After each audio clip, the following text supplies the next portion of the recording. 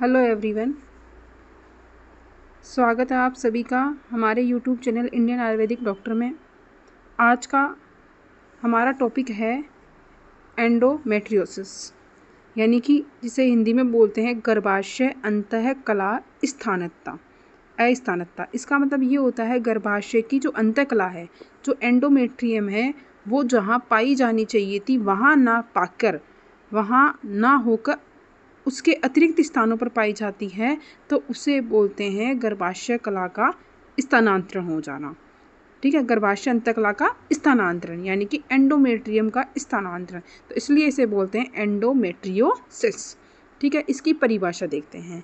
परिभाषा है कि जब फंक्शनिंग एंडोमेट्रियम, ठीक है, जब फंक्शनिंग एंडोमेट्रियम जो है उसका गर्भाशय के श्लेष्मिक स्तर पर, जो गर्भाशय का श्लेष्मिक स्तर है वहाँ पर ये पाई जाती है, वहाँ का इसका स्वाभाविक स्थान वही है, उस स्वाभाविक स्थान से अतिरिक्त स्थान पर इसका पाया जाना, उसके अलावा किसी अन्य स्थान पर अगर ये पाई जाती है तो उसे बोलते हैं एंडोमेट्रियोसिस। दो प्रकार का होता है ये, एक तो होता है इंटरना, एक होता है एक्सटर्ना। इंटरना को बोलते हैं एडिनोमाइसिस और एक्सटर्ना को बोलते हैं एंडोमेट्रियोसिस। इम्पॉर्टेंट टॉपिक है, एग्ज़ाम की दृष्टि से एग्ज़ाम में इससे क्वेश्चन आता है। ठीक है, पहले पढ़ते हैं एडिनोमायोसिस या इंटरना क्या होता है। ठीक है, जब यानी कि जिसे हिंदी में बोलते हैं अंतः स्थानकता, यानी कि अंदर ही कहीं पाई जाएगी। ठीक है, यानी कि जब गर्भाशय की जो एंडोमेट्रियम है वह गर्भाशय के मांसपेशी स्तर में डीपली क्या होती है, प्रविष्ट कर जाती है। यानी कि सबसे पहले पेरीमेट्रियम, फिर मायोमेट्रियम, फिर एंडोमेट्रियम ये होती है। तो ये एंडोमेट्रियम जो है मायोमेट्रियम में या फिर इसके मांसपेशी स्तर में डीपली क्या होती है, इंसर्ट कर जाती है, तो उसे बोलते हैं इंटरना या फिर एडिनोमायोसिस।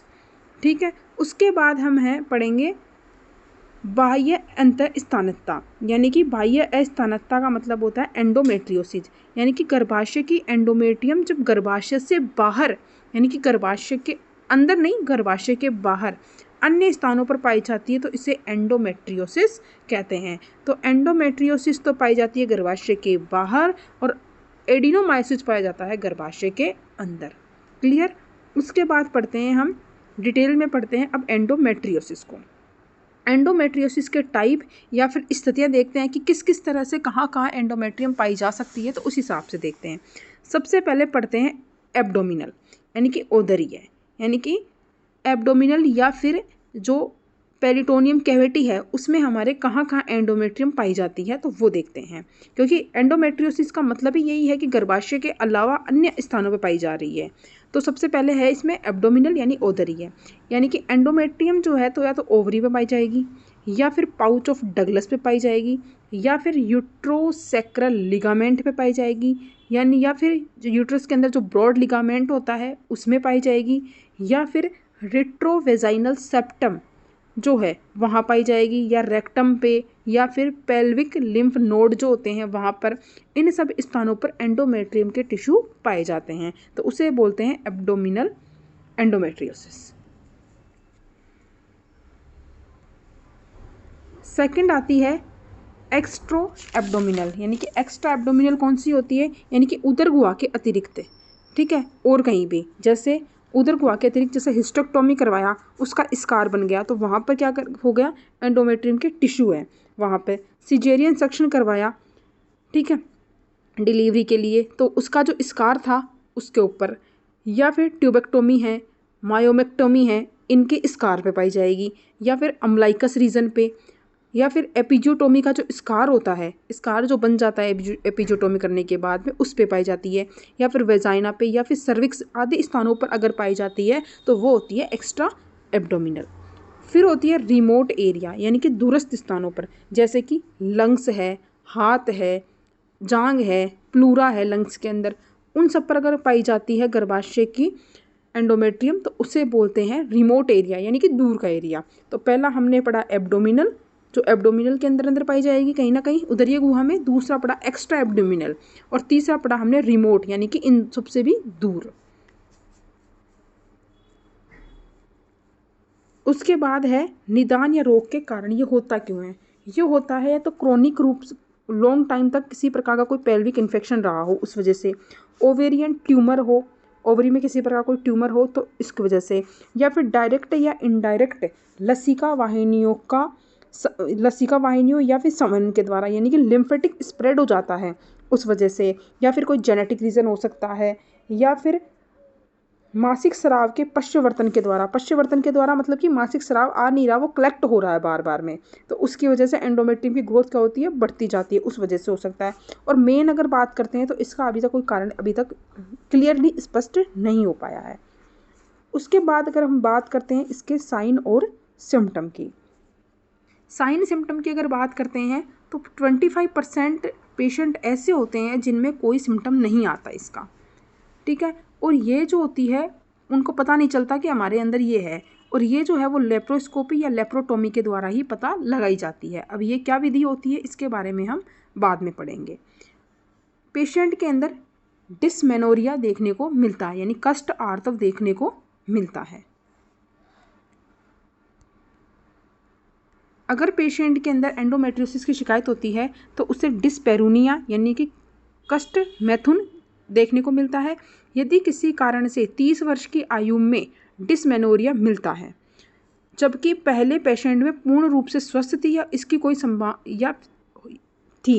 तो इसकी संभावना मिलती है, यानी कि पेशेंट थी एक, उसके अंदर पहले किसी भी प्रकार का कोई कष्ट आर्तव या डिस्मेनोरिया नहीं था, वो बिल्कुल स्वस्थ थी, लेकिन अचानक से उसकी उम्र 30 साल भी हो चुकी है, क्योंकि 30 साल से पहले तक ही रहता है, क्योंकि डिलीवरी के बाद या फिर प्रेगनेंसी के बाद में डिस्मेनोरिया सही हो जाता है, ये कल हमने पढ़ा था, इससे पहले वाली क्लास में हमने पढ़ा था।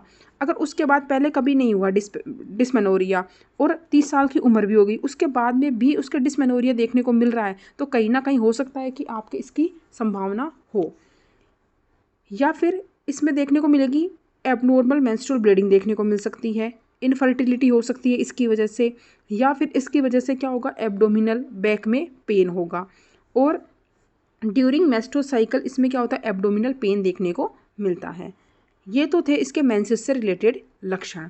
उसके बाद है मूत्राशयगत लक्षण क्या होते हैं। मूत्राशय के अंदर ये लक्षण होंगे कि बार बार क्या होगी, उसे मूत्र की क्या होगी, प्रवृत्ति होगी, यानी कि मूत्र त्याग करने की इच्छा होगी उसकी, और मूत्र त्याग करते समय उसके अंदर क्या होगा, पेन होगा, और कठिनाई के साथ में और ब्लड के साथ में क्या होता है, वो यूरिन को पास करता है। मलाशय के लक्षण की बात करते हैं तो presence of endometrium in sigmoid colon. अगर सिग्मोइड कोलन जो है उसके अंदर अगर एंडोमेट्रियम प्रेजेंट है तो उसमें पीड़ा से युक्त मल त्याग करेगा वो, यानी कि पेन होगा, स्टूल पास करेगा तब, और क्या होगी, उसमें ब्लड आएगा। उसके बाद बात करते हैं इसकी इन्वेस्टिगेशन की। इन्वेस्टिगेशन की बात करते हैं तो सबसे पहले करते हैं हम एब्डोमिनल एग्जामिनेशन। एब्डोमिनल एग्जामिनेशन यानी कि जब एब्डोमिनल एग्जामिनेशन बार पढ़ते हैं उसके बाद समझते हैं, जब पेशेंट में सब कुछ सामान्य मिलता है, ठीक है, बिल्कुल पेशेंट स्वस्थ है, तो पेशेंट के उदर के निचले वाले हिस्से पर यानी कि लोअर एब्डोमेन पे एक मांस की प्रतीति होती है। जब अपन हाथ लगाते हैं, प्रेस करते हैं, तो एक मांस की प्रतीति होती है, यानी कि मांस फील होता है हमें, जो कि श्रोणी के ऊपर, श्रोणी रीजन के तो ऊपर और उदर के निचले भाग में क्या होता है, उभार की तरह होता है, यानी कि उभार की तरह क्या होता है, हमें प्रतीत होता है। यह मांस बीजवाहिनी में यानी फेलोपियन ट्यूब में, बीज ग्रंथि में यानी कि ओवरी में, जिसे क्या बोला जाता है, ट्यूबो ओवेरियन मांस कहा जाता है, वो हो सकता है ये मांस या तो। और इस मांस को टच या प्रेस करने पर ये जो ट्यूबो ओवेरियन मांस है और ये जो उभार प्रतीत हो रहा था हमें लोअर एब्डोमेन में और पेल्विस के ऊपर, उसमें अगर टच करते हैं और प्रेस करते हैं तो उसमें क्या होता है, पेशेंट को पेन फील होता है। तो ये तो था हमारा एब्डोमिनल एग्जामिनेशन। दूसरा होता है पेल्विक एग्जामिनेशन। पेल्विक एग्जामिनेशन में ये होता है कि वेजाइना को टच करने पे क्या होती है, पेशेंट को पेन होता है, और पाउच ऑफ डगलस में हमें नोड्यूल्स देखने को मिलते हैं, और गर्भाशय जो होता है फिक्स्ड मिलेगा, एक रिट्रोवर्टेड मिलेगा। अब रिट्रोवर्टेड क्या होता है, इसके आगे हम पढ़ेंगे इसको अच्छे से, इसका एक पूरा टॉपिक है। और क्या होता है, गर्भाशय में मांस प्रेजेंट होता है।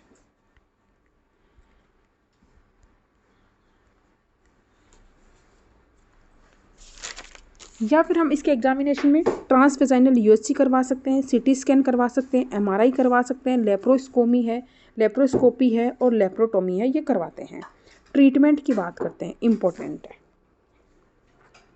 बड़ा है इसका ट्रीटमेंट थोड़ा। सबसे पहले है प्रिवेंटिव चिकित्सा, यानी कि प्रिवेंटिव मेजर्स क्या होते हैं कि महामारी के दौरान या फिर बाद में बलपूर्वक कभी भी वेजाइनल एग्जामिनेशन नहीं करना चाहिए, और जिसके अगर परिवार में यह हिस्ट्री हो तो उससे गर्भधारण में देरी नहीं करनी चाहिए, उसे तुरंत क्या करना चाहिए, गर्भधारण कर लेना चाहिए, ऐसा डॉक्टर उसे सलाह देता है।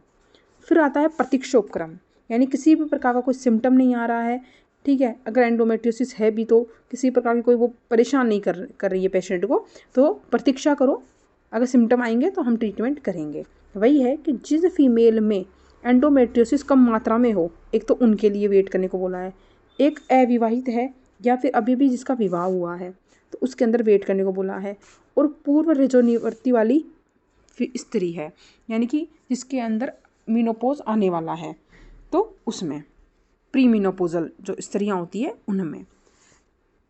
ऑब्जर्वेशन के साथ इनमें क्या किया जाता है, ऑब्जर्वेशन के साथ में NSAID की ड्रग या प्रोस्टाग्लैंडिन सिंथेसिस इनहिबिटर, ठीक है, इन औषधियों का प्रयोग किया जाता है, जो कि क्या करती है, प्रोस्टाग्लैंडिन सिंथेसिस क्या करेगा, इनहिबिट कर देगा प्रोस्टाग्लैंडिन को, जिससे क्या होगी, मायोमेट्रियम में क्या होगा, कॉन्ट्रैक्शन नहीं होगा, कॉन्ट्रैक्शन नहीं होगा तो वहाँ पे स्पाज्मोटिक पेन नहीं होगा, स्पाज्म नहीं होगा, तो वो ड्रग दे दी जाती है, जिससे क्या होता है कि पीड़ा कम हो जाती है, यानी कि पेन जो होता है वो कम हो जाता है।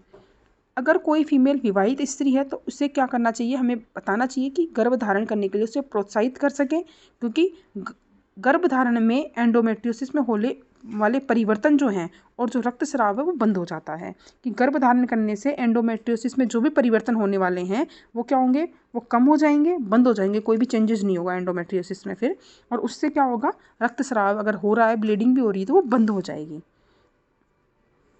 उसके बाद आता है औषधि चिकित्सा।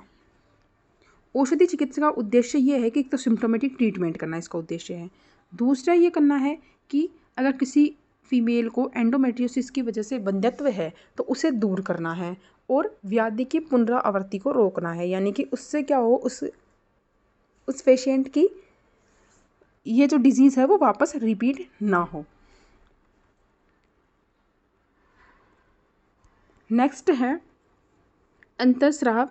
अंतरस्रावी चिकित्सा। ये औषधीय चिकित्सा का एक टाइप होता है, हार्मोनल थेरेपी या हार्मोनल ट्रीटमेंट किया जाता है इसके अंदर, कि एंडोमेट्रियोसिस की एट्रोपी यानी कि सेल की साइज़ में कमी के लिए इसका प्रयोग किया जाता है। तो एंडोमेट्रियोसिस में जो सेल की साइज़ होती है उसमें एट्रोपी यानी कमी के लिए इसका प्रयोग किया जाता है। इसमें क्या होता है कि अल्प मात्रा में गर्भ निरोधक औषधियों का प्रयोग करवाया जाता है, और प्रोजेस्टेरोन का यूज़ किया जाता है, और इंट्रायूट्राइन डिवाइस जो है वो फीमेल में स्थापित की जाती है। ड्रग है जैसे डेनाजोल है, GnRH एनालोगस है, इनका प्रयोग किया जाता है। कंबाइंड एस्ट्रोजन प्रोजेस्टेरोन पिल दी जाती है, 1 से 2 टेबलेट 6 to 9 मंथ तक दी जाती है, और मेड्रोक्सी प्रोजेस्टेरोन एसीटेट की टेबलेट दी जाती है 10 mg दिन में 3 बार 6 से 9 महीने के लिए। और एक होता है इसमें नोरेथिस्टिरोन है, उसकी टेबलेट जाती है 10 से 30 mg की मात्रा में, 10 से 30 mg 6 से 9 महीने तक, वही बात है। और एक है डायरोजेस्ट्रॉन, 10 से 30 mg की मात्रा में दी जाती है, 10 से 20 mg सॉरी, ये 10 से 20 mg दी जाती है 6 से 9 महीने तक। तो इसमें जितनी हो सके कुछ टेबलेट्स का नाम आप याद कर लेना, सारी तो नहीं हो पाएगी, जैसे डेनाजोल है, कंबाइंड एस्ट्रोजन प्रोजेस्टेरोन पिल है, मेड्रोक्सी प्रोजेस्टेरोन एसीटेट है, GnRH है, इनका आप नाम याद कर लेना। उसके बाद एक IM इंजेक्शन लगवाया जाता है, किसका, मेड्रोक्सी प्रोजेस्टेरोन एसीटेट का, 50 mg की मात्रा में 3 महीने तक लगाया जाता है। उसके बाद आता है कि अगर इन सब से भी औषधि चिकित्सा कर ली, प्रिवेंटिव मेजर्स देख लिए, प्रत्यक्ष उपक्रम देख लिए हमने, इससे भी फ़ायदा नहीं आ रहा है, तो फिर लास्ट ऑप्शन बचता है इसकी सर्जरी करने का। यदि एंडोमेट्रियोसिस में हार्मोनल थेरेपी से कोई लाभ नहीं आता है तो क्या करते हैं, हम शल्यक्रम करते हैं। इसमें पेल्विक कैविटी की सामान्य रचना में या फिर कोई पेल्विक कैविटी की सामान्य रचना में कोई विकृति है, एनाटोमिकल कोई विकृति है तो, और यदि एंडोमेट्रियोसिस 1 सेंटीमीटर या इससे ज़्यादा थिकनेस है उस एंडोमेट्रियोसिस की, तो हम ये सर्जरी करते हैं। इसके बाद आता है कंजर्वेटिव।